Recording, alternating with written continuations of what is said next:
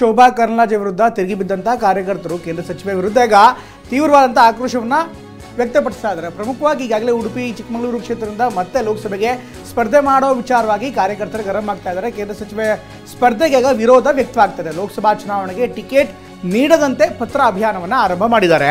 ಉಡುಪಿ ಚಿಕ್ಕಮಗಳೂರು ಕ್ಷೇತ್ರದಿಂದ ಟಿಕೆಟ್ ನೀಡದಂತೆ ಈಗ ಪತ್ರವನ್ನು ಕೂಡ ಬರೀತಾ ಇದ್ದಾರೆ.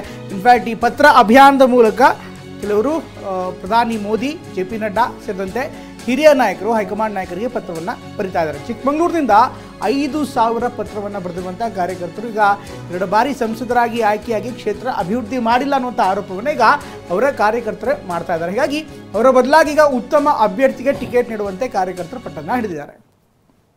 ನೋಡ್ತಾ ಇದ್ದಾರೆ ದೃಶ್ಯದಲ್ಲಿ ಈಗಾಗಲೇ ಕೆಲವರು ಈ ಅಂಚೆ ಚೀಟಿ ಅಭಿಯಾನವನ್ನು ಮಾಡ್ತಿದ್ದಾರೆ. ಇದರಲ್ಲಿ ಪತ್ರ ಬರೆಯೋ ಮೂಲಕ ಅಭಿಯಾನವನ್ನು ಮಾಡೋ ಮೂಲಕ ನೇರವಾಗಿ ಸಂಸದರ ವಿರುದ್ಧವೇ ಆಕ್ರೋಶವನ್ನು ವ್ಯಕ್ತಪಡಿಸ್ತಾ ಇದ್ದಾರೆ. ಇದರ ಜೊತೆಗೆ ಈಗಾಗಲೇ BJP ಒಳಗಿನ ಬೇಸರ ಇದೆ, ಅದು ಕೂಡ ಈಗ ಹೊರಗಡೆ ಕಾಣಸಿಗ್ತಾ ಇದೆ.